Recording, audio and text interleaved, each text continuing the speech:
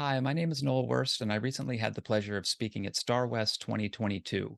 Star West is an annual software testing conference, and I spoke about the movie Encanto and how that movie really moved me, and I think has a lot of great lessons to be applied, not just for teams in the software industry, but really professionals in any industry. There's a lot of things that I think we're being challenged by, changes that we're experiencing, and struggles that we likely all share. And I think this talk might at least give some idea as to try to make some of that better. It's certainly not meant to be any sort of watch this talk and it will solve all your problems type of thing, but I do hope it helps. And I think that maybe it could. So, for anyone who asked me for a recording of the talk after the fact, here you go. For anyone who hasn't seen it yet, here you go. With that, let's get started. Thank you so much for your time today. And if you have any feedback for me, whether it's about the talk or challenges you're going through or things you've done that have worked or that your team has gone in on together, I would love to hear those. So please feel free to reach out at any time. And with that, let's get started.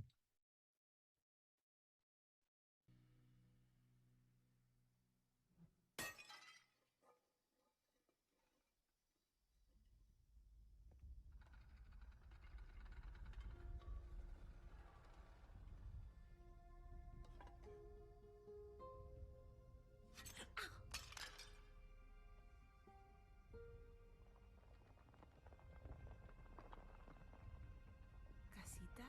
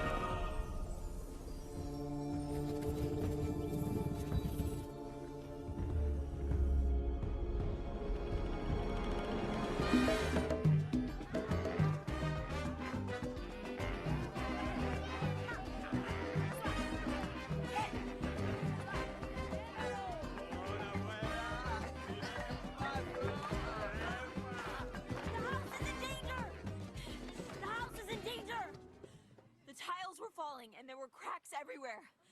And the candle almost went out.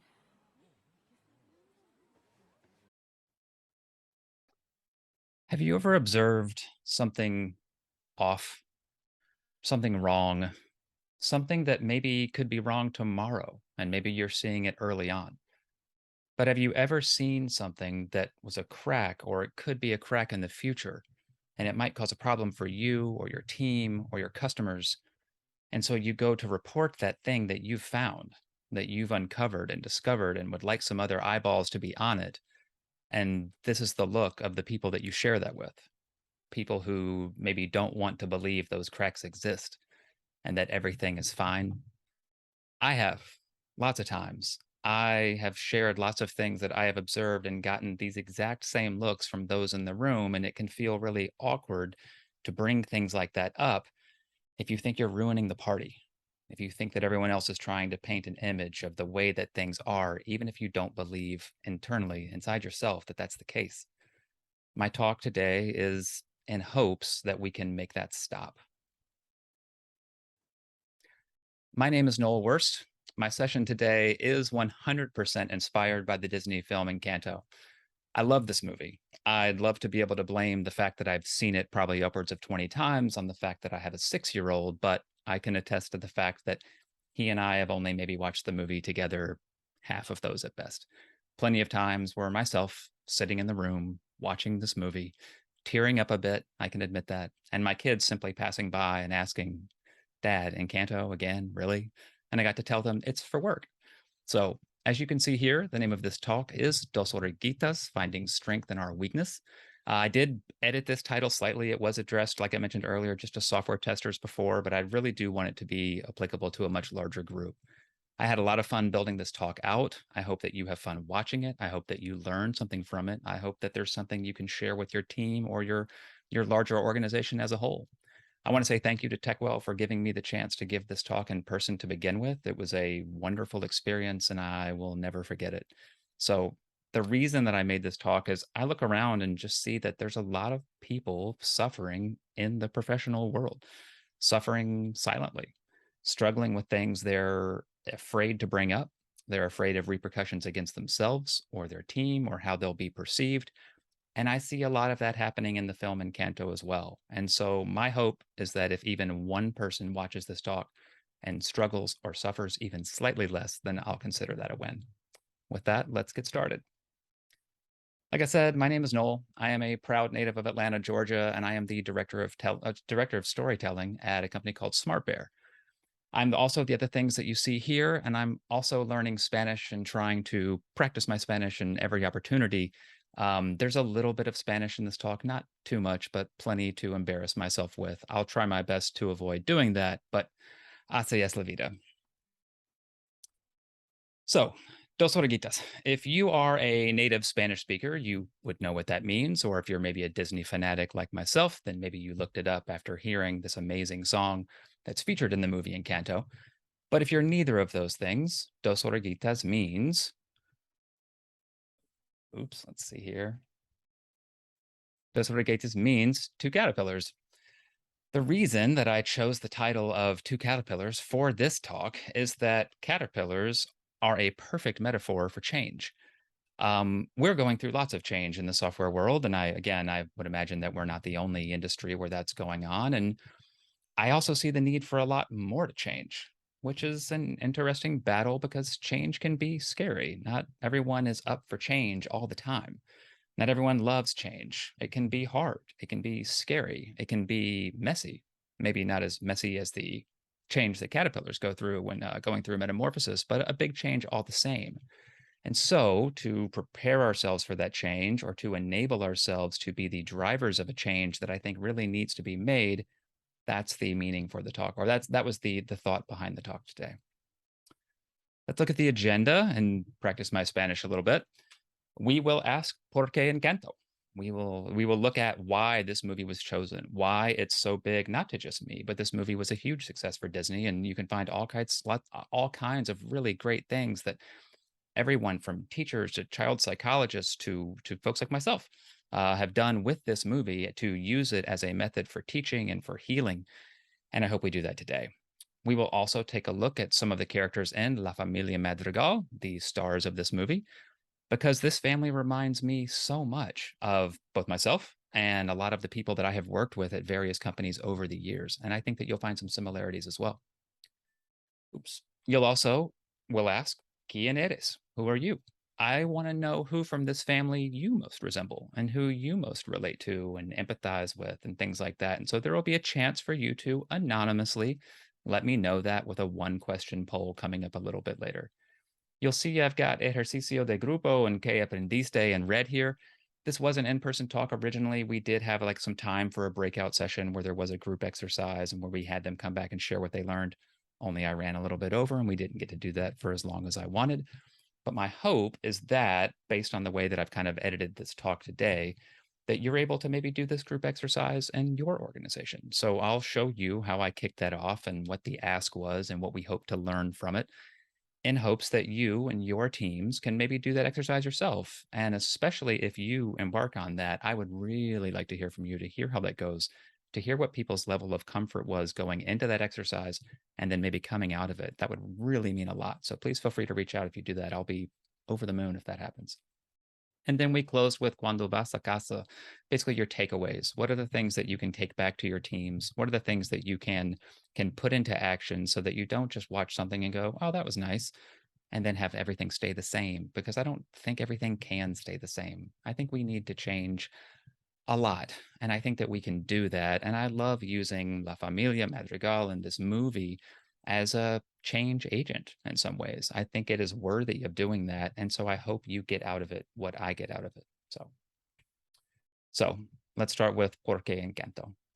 If you have not seen Encanto, that's fine. It's a great movie, and I do think you should see it, but you won't learn less or understand less today if you haven't seen the movie. You will have the movie spoiled for you. I'm not going to give any more spoiler alerts past now. We will go into the movie at great detail, but I actually think it's such a good film that even knowing what you'll go into it, watching that very first time, knowing from having watched this talk, I don't think that ruins the movie at all. I think you'll actually still get a lot from it. I think it's just that good. So let's paint a picture a little bit. The family Madrigal's house in this movie is known as Casita, and it is magical. It can do anything. There are magical doors and floors and entire worlds that fit into impossibly, small rooms that just expand into these vast universes. There's surfaces that bring things to your fingertips. There are stairs that turn into slides when you need to get somewhere fast. And casita is really a fantastic metaphor for software. Like I said, this was a software conference that I went to. But if you think about an application, this tiny little thumbnail on your phone, and when you tap it, it expands into this vast world and gives you access to all of these things. If you are in the software world or technology space, casita is a really perfect metaphor for the types of products and services that you build. If you're not from those spaces, it's okay. There is still a lot to learn from Casita as simply a responsibility that a team shares, that a town is enamored with. It can be anything that you can use in your imagination. You don't have to be from the software world. But long story short, Casita is seemingly, big asterisk there, seemingly perfect. And this is La Familia Madrigal. And they're seemingly perfect too. A lot of these folks have real superpowers, like real ones. What they can do with those is simply amazing, whether it's superhuman strength or communicating with and being trusted by all animals, having control over the weather, shape shifting. They are a Disney version of the X Men or Harry Potter and his friends or the Avengers or Justice League or any other superheroes you can think of, the Incredibles. Only they only really have one job. Their job is simply to keep Casita up and running. This is where it starts to feel kind of similar to my world, where the folks that I work with on my marketing team here at Smart Bear are amazing. They're really talented, and our job is to, market Smart Bear. Like we have a job, and it's a job that we should be able to perform. We're trained and skilled in this area. We know what to do. We know what the market wants. Things like that. We should be able to keep Smart Bear up and running to some degree. And this is what La Familia Madrigal is trying to do with Casita. And they do it with what appears to be relative ease. There's just one small problem. Mirabelle. Mirabelle, while every other member of the family seemingly has this clear and defined gift, this superhero, Mirabelle doesn't. And it's not her fault. She was just a little girl when she was told that she would not have one of these powers. What happens in the movie is there's this huge party for every single member of the family who's going to get a gift, and Casita actually throws the party.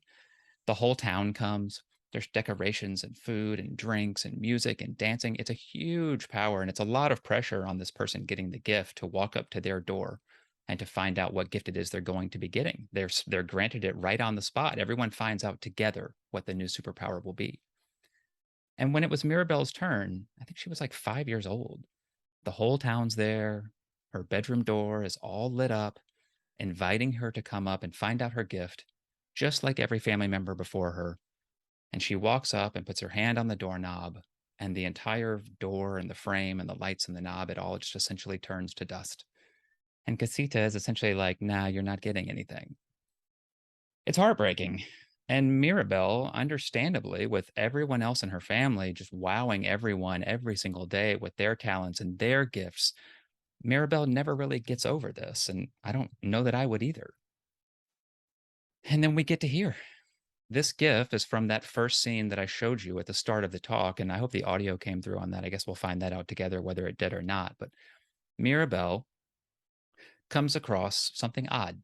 She sees something new in Casita. She sees a weakness, a vulnerability. This single tile falls and crashes to the ground. And as she looks at that one tile, she then notices cracks everywhere, forming all over the house. And this has never been seen before. And so what's likely been happening is that Casita has simply always been portrayed as perfect. It's always been believed as perfect.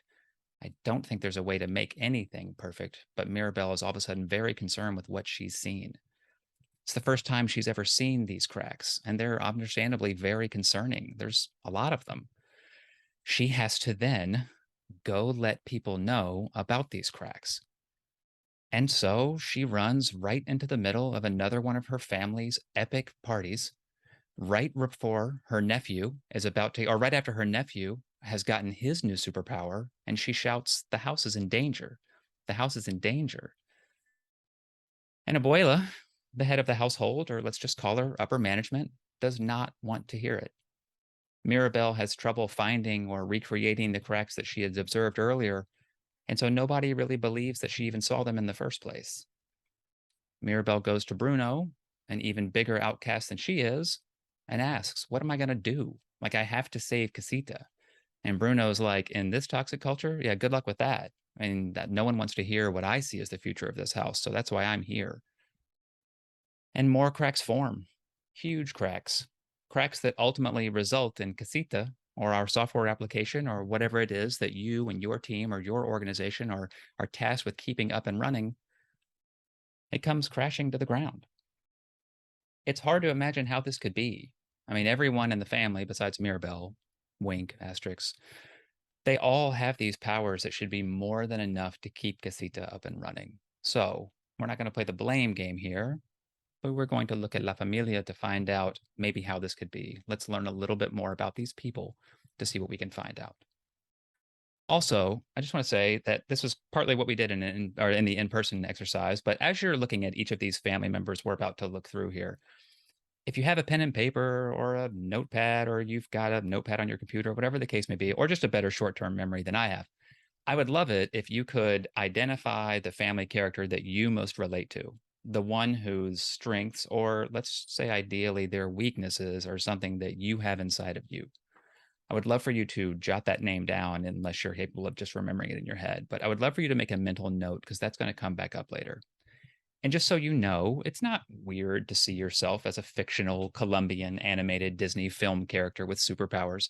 So try to not be too shy about doing this. It might feel silly, but I promise it's going to be helpful. So I see so much of myself, like I said earlier, and the people that I work with in La Familia Madrigal that it was really eye opening for me to start realizing that the first time I ever watched the movie. And so that became kind of like a central part of this talk today. So thank you for doing that. Let's go ahead and get started. Oh, Mirabelle. Mirabelle is one of the youngest members of the family, or let's say of the team. Everyone else around her has a very defined set of skills or superpowers that the rest of the family and the entire town all calls upon every single day. It's not even that Mirabelle isn't sure what her talent is. She believes she does not have one. She feels like that is exactly what she was told. And nobody else in her family or town really seems to believe she has one either. It's a really tough spot to be in. And so Mirabelle does what most people simply wish that she would do. She largely just stays out of the way, even though she really wants to help. But as you see here, she is endlessly observant. She is curious. Curious is one of our core values here at Smart Bear. It's my favorite of our core values. It's also very similar to what software testers are, which is why the talk was given originally at Star West. She's daring. She's brave. She goes poking around for answers to really difficult questions, even when everyone else tells her not to bother or that she might not like what she finds out. She'd rather know. She'd rather know what's out there than simply keep this fictional belief in her head that everything is fine and perfect because she knows it's not. She's not just trying to be nosy. She's trying to protect and save not herself, but her team and her family and this town, even, and to save Casita. You can think about this as the care you have for a product that you've built, or a company that you've built, or a team you manage, or whatever it is that you experience in your world.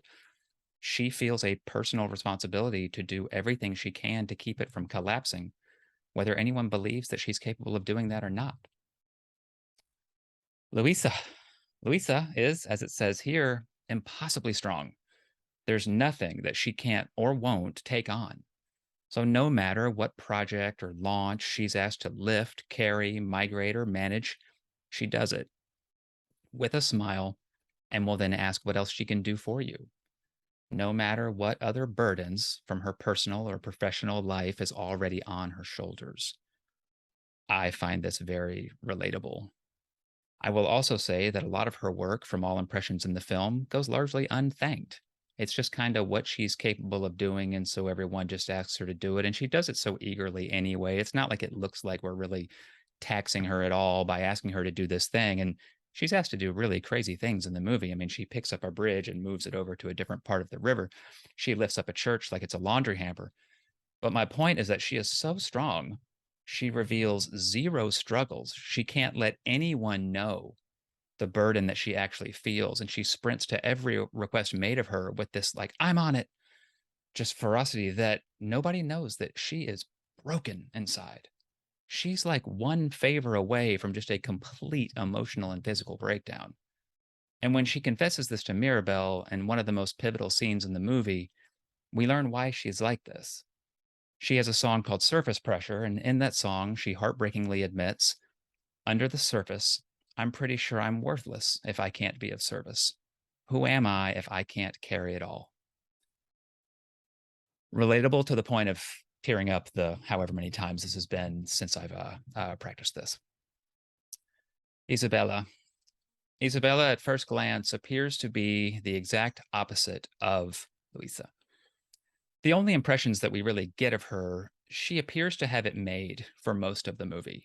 She is blissfully happy, she's beautiful, and with the snap of her fingers, she just blankets the entire casita or the town as a whole in flowers, if that's what's wanted of her, and that's all they ever ask of her.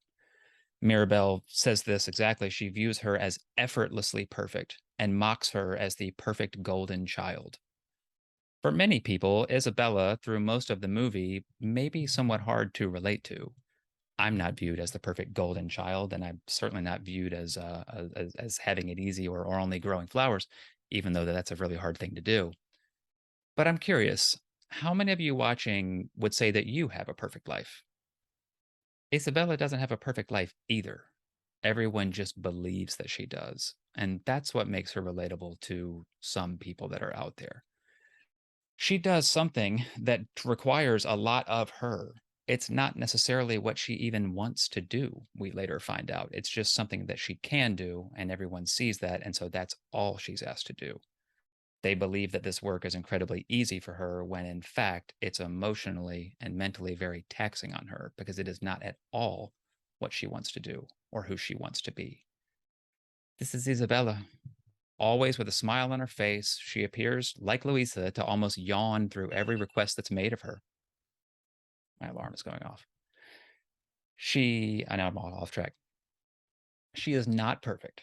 She is not happy, but she certainly gives the impression that she is, and so no one knows otherwise. What she really wants the chance to do is to simply screw up every once in a while, something that she is expected to not do under any circumstances. In Isabella's song, What Else Can I Do? She asks, what could I do if I just grew what I was feeling in the moment? What could I do if I just knew it didn't need to be perfect? If it just needed to be, and they'd let me be. Isabella has shown this ability to deliver perfection in everyone else's eyes, and every time she delivers that, she locks herself deeper and deeper into that obligation to make sure she only ever delivers that. Oh, Camilo. Camilo isn't one of the main characters in Encanto, but he is absolutely one of the main characters in our professional lives, and someone else who I relate to very much so. Camilo's superpower is shapeshifting, meaning he can change into anyone. Not just do what they do, but physically turns into anyone. She or he can turn into a baby, a senior citizen, his cousins, his father, someone tall enough to simply hold up the other end of a banner as it's being tacked up. And this is kind of where he forms his connection to us. Camilo's talent or superpower is, in the blink of an eye, to become someone who he thinks helps someone else and who he is not. It's a small but important distinction between Camilo and Luisa and Isabella that Luisa and Isabella are always asked for their abilities. And as we discussed, they never say no. Camilo is actually rarely asked for his power. It happens occasionally, but most of the times, Camilo is running at full speed at every hour of the day to change into somebody else, anybody else that can be of service, before they even have to ask. He is constantly dashing between someone taller, stronger, younger, older, simply in hopes of it being helpful by him doing so. What Camilo hardly ever sees the opportunity to do is to help anyone by simply being himself. This is where it gets hard for him. Many believe that because he spends so much time believing he would be more of service as someone else, that he has no idea who he is. We don't know who Camilo is, and nobody else in the town really knows who Camilo is or what he would rather be doing, or if changing into these other people is emotionally or physically taxing on him. He just sees the need to be somebody else and never himself. I see people, and admittedly myself, all the time, copying this behavior in the workplace, especially amongst those who feel that they're worth more or could be made less redundant or fireable if they can pass as an expert in far more areas than they really are, or need to be able to context switch 12 times a day, or who try to resemble anyone around them, never sharing who they actually are inside, because they don't find much comfort in figuring out who it is, because they don't know either. Dolores, even though I don't personally see myself as Dolores, she is my favorite character in Encanto. I actually think in Encanto 2 or in some sort of spin-off later down the road, Dolores will actually be the star. So if that's the first time you've ever heard anyone say that, it's not the first time anyone's ever said that. I'm saying it here that I agree with those statements. I think Dolores is amazing.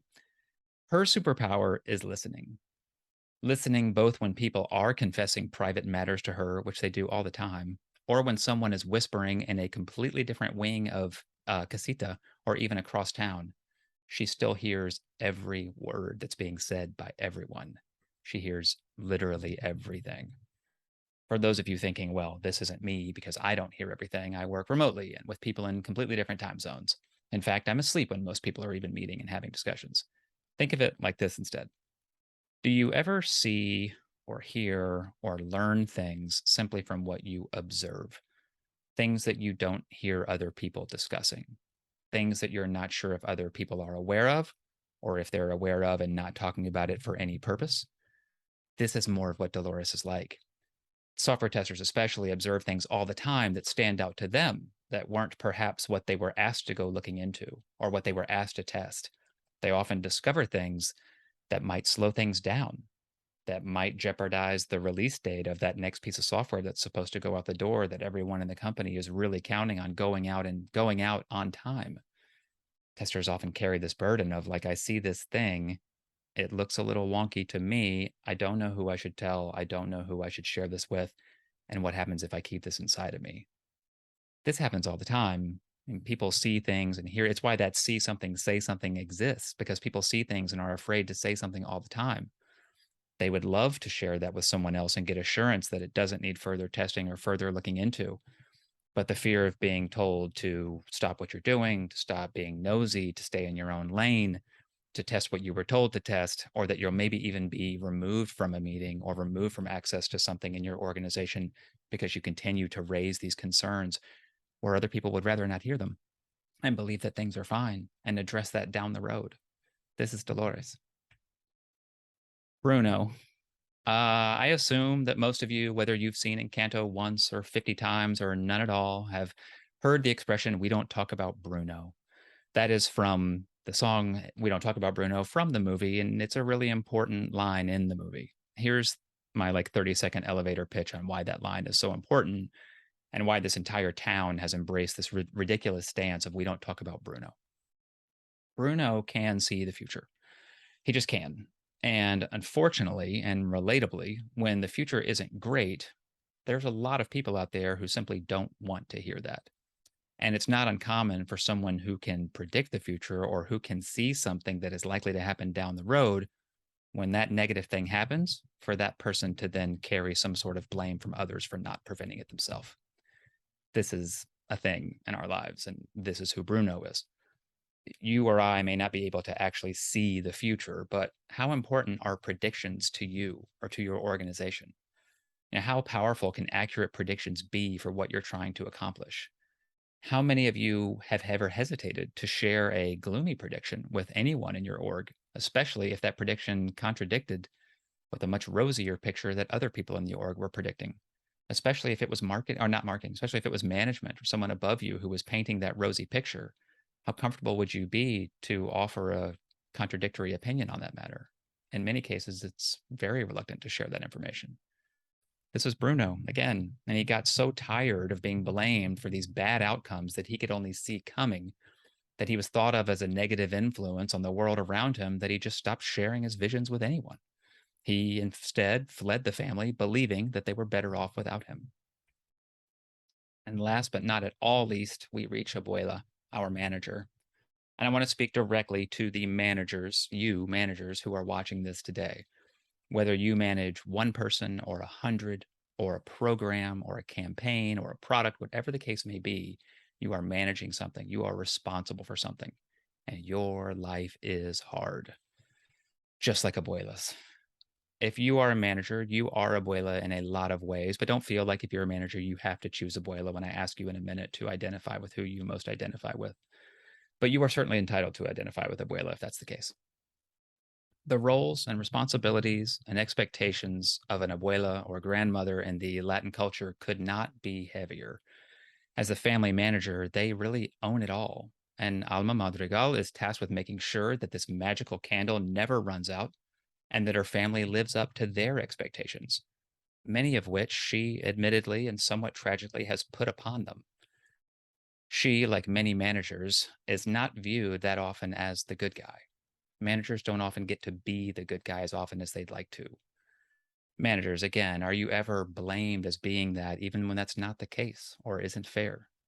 Do you ever feel like others around you even understand the expectations and pressures that you're under and that are put upon you that makes you have to be the person that you are at work? And lastly, would you do anything to protect your team and to help them grow? I think in most cases, many managers would. And I hope this talk gives you, especially you, one way that might help you accomplish that. Because it's very easy to blame you and Abuela for shortcomings, and that's often not fair. And Abuela is not the bad guy, she's wonderful, and there's growth that occurs within Abuela and Mirabel and everyone else in the family that allows all of this stuff to come to light. So, ¿Quién eres? Who are you? I created this little poll for my in person crowd, but I've left it up just out of curiosity to see how many others take it and what that data reveals over time. It is completely anonymous and it's only one question. I just want to know who you most relate to from La Familia Madrigal. It doesn't ask you for your name, your email, your phone number, or any other ability to contact you or track you personally whatsoever. There is also a none of them option for those of you who don't identify with anyone in the family, because that might be the case too. So, if you don't mind, if you would be willing to scan this QR code or go to this URL and take this poll whenever you're watching this, I'll keep it up for as long as Google allows me to do so. I'm just curious to see who it is that people identify with over time in the family. And I'll share with you in just a minute who my in person folks identified with when this talk was given previously. I'll stop here so you can head to that poll if you haven't already done so.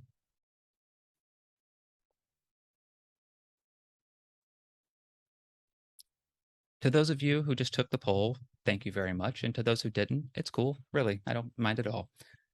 So, when this talk was first given, who did everyone in the room most identify with?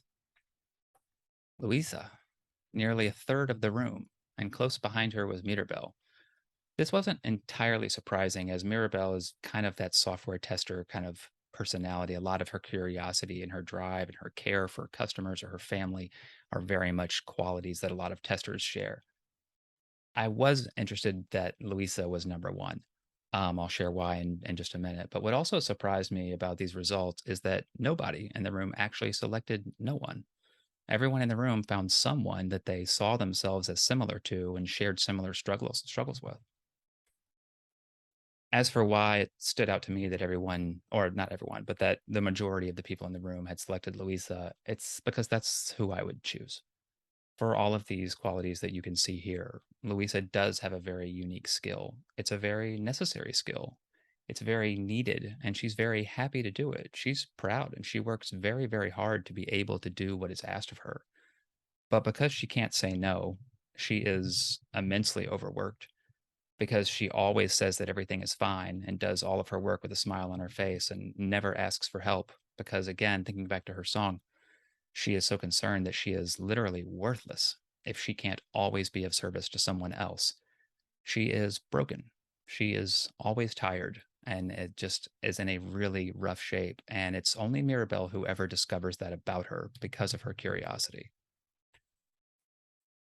So the ejercicio de grupo, which I know is my weakest Spanish pronunciation in this whole talk, what we did is the following, and this is what I was thinking that you, if you're so inclined to do so, could actually take home, can take this video. I can even send you my slides if you like. And you could do this with a group in your team, because I do think it would work from that sort of way being done. I'm very curious again to hear how that goes. So if you decide to do this, please let me know, even if it went terribly. Maybe I'll stop telling everyone to go out and do this if that's the case, but I am really curious. So, what I asked the room to do was to spend about 5 minutes, and I think you could ask the people in your room or whatever size team you present this to, was to spend about 5 minutes filling this out on just a piece of paper or a notepad or their laptop, computer, whatever it may be. Or you could also keep it in your head, I guess, but I think it helps to jot things down sometimes. But I want you to write down a strength, something that you're really good at, something that you're really proud of, something that is what you are there at your job to do, that you are called on to do. But then I want you to think about an assumption that is made of you about that strength and the pressure that you feel to use that strength. And I'll show you in just a second what I mean by that. I then really, mostly importantly, want you to list a weakness, something about you that you really struggle with that maybe everyone doesn't know. Because if you think about all of these characters in Encanto that we just talked about, no one knows that Mirabelle is struggling as much as she is with not having a gift. No one has any idea that Isabella, the last thing she wants to do is make another pink flower for the town. No one knows that Louisa is just about to absolutely fall apart and losing her strength right before their very eyes. Nobody knows that Camilo isn't happy changing into everybody. He makes it look really fun. No one knows the like internal struggle he's dealing with, not even knowing who he is and feelings of maybe being worthless as just being himself. There's a weakness that you probably have. It doesn't have to be anything that terribly revealing where I'm asking you to like reveal something you're completely uncomfortable with doing. You'll see in a minute the kind of weakness that I'm talking about, just something that's not commonly known about you. And then what you wish for that weakness. Do you wish for it to go away? Do you wish that you had a different weakness? What is it that you would like to do in regards to that weakness? Because I think that can be really revealing as well. So let me show you kind of what I mean. This is not an ask for everyone to write a whole novel about themselves or anything that gives them anxiety about sharing with others. Ideally, you're doing this amongst a team of people you already trust and feel strongly about because you work with them every day, and so it won't feel so uncomfortable to share this. I have not thought about doing this exercise and then sharing it with total strangers, even though that's what we did in the room at Star West, and it actually worked really well. Now my dog's going crazy. That just happens from remote work, I guess. So this is what I did. Um, I wrote down one of my strengths is that I believe I'm a great writer. Like I really do. I really think that my writing is strong. It's what I'm here to do, not only, but a lot of the time here at work. But the assumption that's often made is that because it's simply something that I'm good at and something that I do all the time, is that it's just something like a gift. And this is where it kind of connects to Encanto. All of these people were given like a gift. It is labeled as a gift. It is labeled as their like strongest quality. There could be nothing else about them more impressive than this one talent that they have. And that's a little harmful. There's this belief that because I do it so frequently and work off hours and turn out good stuff that it's easy for me, and it's anything but. As for my weakness, it's that I'm terrible with data, like terrified of it and terrible with it. It's something that I wish wasn't the case. It's something that I've kind of struggled with for my whole life and wish that I wasn't. Data is really powerful. Obviously, it's used very much in the workplace, and it would be better if I was not so afraid of, even a single digit number, and able to use that data a lot more in my work. And it's something that I often look around for where would I even get started with something like that. So the goal was to give everyone about 15 minutes after they had done this 5 minute exercise to go around the room and to maybe introduce themselves leading with that weakness to maybe like two or three people in a 15-minute period. The goal here isn't to go and introduce yourself and go through this exercise because it may cause anxiety for some to go through this exercise 50 times in a row. It was to do it like two or three times because I think that what we tend to do is to be so known for our strengths that those assumptions about those strengths start to get made very, very quickly. Just like everybody assumes lots about the people in La Familia Madrigal. My goal is for people to spend this time to go around the room, find two or three people, and lead with that weakness. It's probably not something that you've done before. these are also probably people that you know, but to walk up and say, I'm not great with, I struggle with that kind of thing.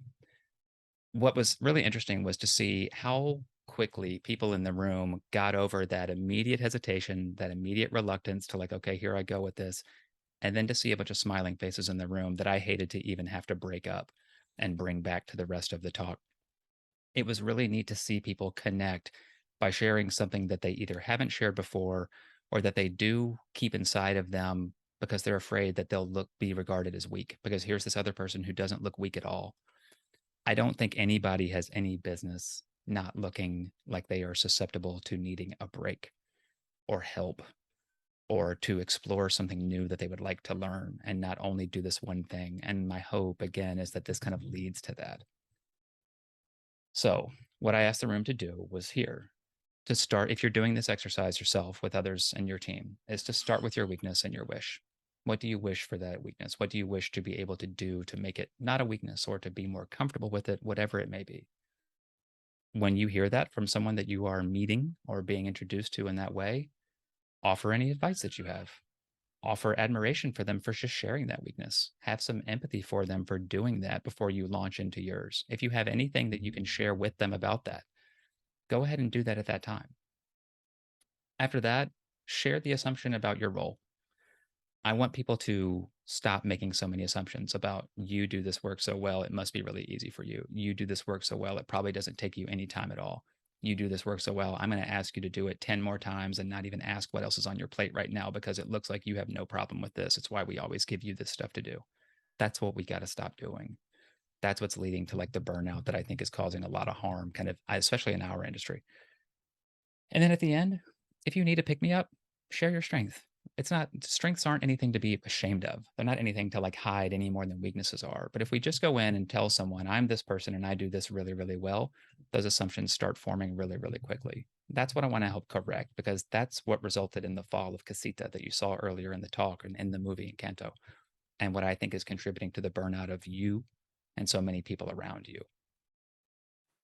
So at this point, what I did was then gave people this quote just to kind of let them know why we were doing this. Because again, this exercise may make you feel vulnerable, and that's okay. It's the reason we're doing this. It's to stop feeling like a weakness is a strike against you or something to be ashamed of. We all have them.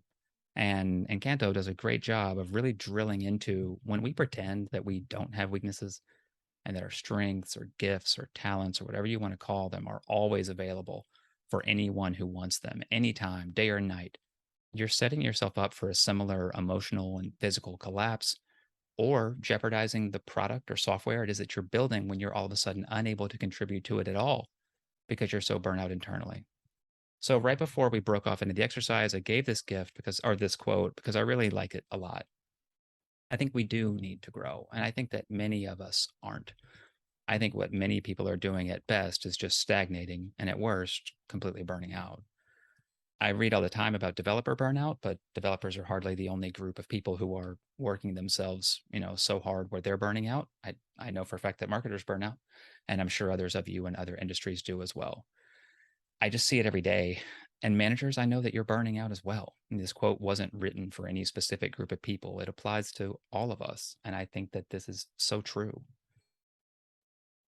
So, imagining that you've all just performed this exercise or that you performed this exercise after the fact and you're going to watch the whole talk before going off and doing that, either is totally fine. Um, I brought everyone back together and wanted to kind of call back to Luisa's quote here. I was going to have people anonymously share what they had learned about people. We didn't have enough time to do that, unfortunately. I really wanted to hear what people had learned. So if you have 30 minutes with your team, maybe spend that 15 minutes doing the exercise and then save 15 minutes for folks to like come back and share or whatever amount of time you want to kind of break that into.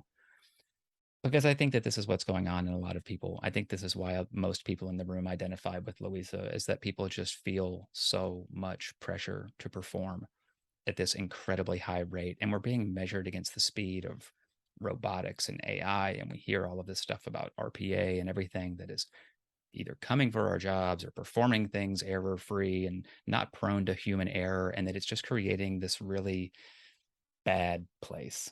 And this line of I'm pretty sure I'm worthless if I can't be of service is terrifying. and it's relatable, and I think that it needs to be squashed. So we're about to wrap up, but calling back to why is this talk called Dos Oruguitas? There's this belief that Mirabelle has in the movie that miracles are coming, and you see the line here in the song as well. There's this belief that miracles are coming, that they're not yet here. And so there's a lot of waiting that's done for them. And we'll talk about that in just a minute. But you can see here again, for those of you who are reluctant to change, who fear change, who simply just because of the effort that change results in are not really crazy about having to change even more. This line here that you have to leave and build your own future, that sounds daunting. That sounds like a lot to have to do, but we'll talk in just a sec about what this line is actually saying. Sometimes it's only leaving behind the feeling that you're not enough. Sometimes it's only leaving behind this falsehood that you are something that you are not, this endless source of strength and energy and perfection that requires no effort on your part. That's what I think is being asked to be left behind here. That's what has to go. Like that really can't continue. Mirabelle in her song Waiting on a Miracle, you see here what I was talking about earlier, where it says that she's always waiting on a miracle and this belief that miracles are coming. This line is given for this song is sung by her at one of her lowest points in the movie, but it also really kicks off the strongest point. She's been waiting forever for a miracle that is simply not coming. And that's when she is then forced to realize how to work around that and how to accept that and move on. And then she realizes that there's actually some really good news about that this miracle is not coming. And we'll talk about that in just a sec.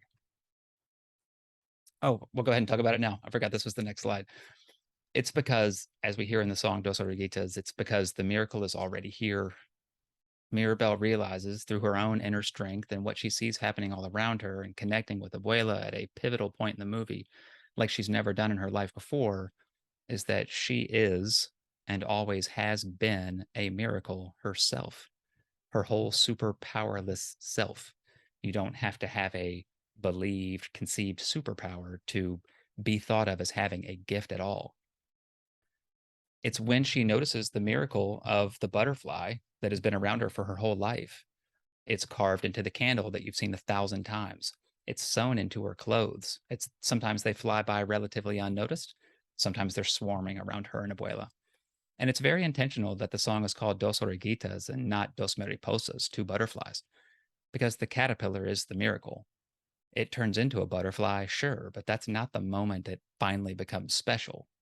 A caterpillar also hardly sits around waiting to become a miracle. The caterpillar, or Mirabelle, or everyone in this family, whether they have a gift or not, they are the miracle, and they are what is able to then realize about how special you are with all of your weaknesses and all of the assumptions that are made about you. A lot of that stuff can be corrected by simply not being forced to hide these things internally any longer. This is what shows Mirabelle that she is very special and that she is the key to bringing Casita back and getting it back off the ground and rebuilding it, something that seemed completely insurmountable without one of these superpowers that her family supposedly possessed. In fact, it required more than just her family. It took the entire town to rebuild the house. Her family was no longer viewed as impossibly strong and never needing a break and supernatural and only superhuman. And there's a lot of ego and reputation and status to be lost there when you give up this belief that you are perfect, but you are not. And people shouldn't have that belief about you, or that your work is incredibly easy and doesn't require any mental or physical or emotional, energy from you, and that you can always take on more. This is how we've gotten ourselves into trouble that we're in. We're under so much pressure to quickly establish our competence and our dominance in areas of expertise that we are so shocked sometimes to find out that other people around us are struggling. But we shouldn't be. It's not like we felt comfortable telling others that we were struggling. And so they probably didn't feel the same. Think about when you find out that someone is struggling to take their kids or pets or to the doctor or whatever else may going on in their personal life. You usually had no idea that they were sick or that they even had kids or pets or whatever the case may be. It's because we've been so reluctant to share anything that would reveal to someone else that we have a flaw or a weakness or that we occasionally need a break. And so my takeaways from the movie are these that I'm about to show you, and I hope that you can use them to remind yourself or better yet, to remind your colleagues and your teams and your organization that this belief or this action of trying to deliver always perfect, tireless work, or even just pretending that you're capable of such a thing, is not only impossible, it's unhealthy and it's damaging to you, your team, the quality of your work, what you deliver to your customers, and what they're delivered to their customers. It just goes on and on and on. We don't talk about Bruno. Again, it's a pivotal point in the movie. It's the most popular song from the movie. I don't know that it's the best song from the movie, but it's something that a lot of people remember from the movie. This belief that we don't talk about the person who occasionally has bad news. Let's stop. That person may be really good at predicting things. Maybe they're using data, maybe they're using something else or AI, whatever the case may be. It's okay when you have news that may not be good news. Someone should see it, alleviate your concerns if they're able to do so, or realize it is a concern that needs addressing by the larger group. This line I was given a miracle, and so I was so afraid to lose it. I forgot who it was for. This is by Abuela later in the movie, where she realizes that the miracle is her family, that the miracle is her family, and that they are there for each other. They are not there to simply be of service. They are not there to, because you have a gift, you have to give it to everyone at any point when they ask. That is not what they were put on this earth to do. And once that pressure comes off of them, this family that had always looked perfectly happy anyway actually starts to show signs of being happy because you know that they have been able to feel free enough to share these struggles that were going on inside them. Camilo, stop pretending you're Dolores so you can have seconds. Again, I just think Camilo's great and relate to him so many ways. There's some really just kind of like naughty, juvenile ways that he shapeshifts into somebody else to get a personal advantage, but we do that at work sometimes too. Like sometimes we hang around another group, or we try to establish ourselves as just as much a part of this group and that group and this group and that group, that we're constantly just kind of juggling those relationships and those expectations. And before you know it, you've taken on way more than you can handle, and you haven't been yourself in so long, you start to forget who you actually are, besides someone who can fit in with different groups. I love this line. It might be my favorite line in the whole movie. Very early on, when Mirabelle is trying to convince some young children in the town that she is okay with not having a gift, even though it's clear that she's not. One of the little girls in town says, maybe your gift is being in denial. And in fact, that ended up being like a central part of the movie, because once she stopped denying that she was okay, once she revealed how she was struggling and just looked to see how she could help as herself, is when all of that growth and transformation really began to take place. Even in our darkest moments, there's lights where you least expect it. This occurs in 1,000 different places in the movies, and we have lots of dark moments in our lives as well, both at work and at home. And light can come out of those things. I wouldn't advise simply waiting on it. That gets back into that waiting on a miracle thing, because there are lots of things that can be done, or that need to be said, or that need to be shared for that light to have any chance of shining through. Nothing could ever be broken that we can't fix together. There's not one person in this movie who is able to continue contributing at the level they want to, or at the level that's expected of them, without help from someone else. Louisa is not able to carry the burdens that she once was. Isabella is alone in her room having a nervous breakdown about what it is that's expected of her and this perfect life she has to keep painting this image of that is simply not true. Everyone in the movie is dealing with something that they cannot do alone. And the second they work on it together and stop seeing each other as this, again, endless source of energy that needs no help from anyone else, is once they start fixing anything. Nothing was being fixed until those feelings came to light. Everything was breaking around them until this occurred. And then I just like the line, sometimes family weirdos just get a bad rap. This is your team. They're not perfect, because nobody is. And when everyone can stop pretending to be perfect, the weight that comes off of your shoulders is something that I feel like I'm only in the very early days of. I mean, I can't say that I have solved all of my challenges and that I now know what it feels to be free of all burdens. That's not what's going on with me.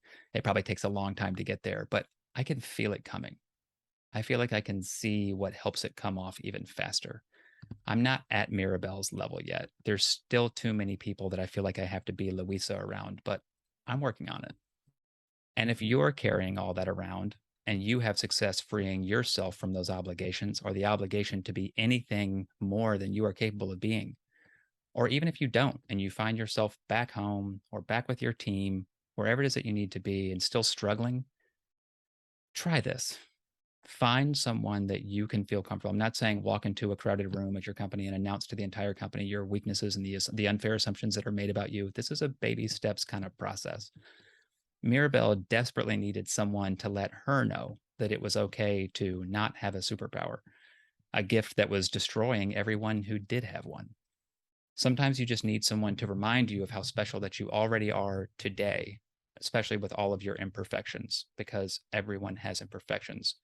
We just, at some point in our lives, kind of collectively made the determination that it was not okay to admit that, to share what those are, or to ever let someone know that those imperfections were causing you to need a break or that you were getting exhausted or burned out from the work that was being asked of you.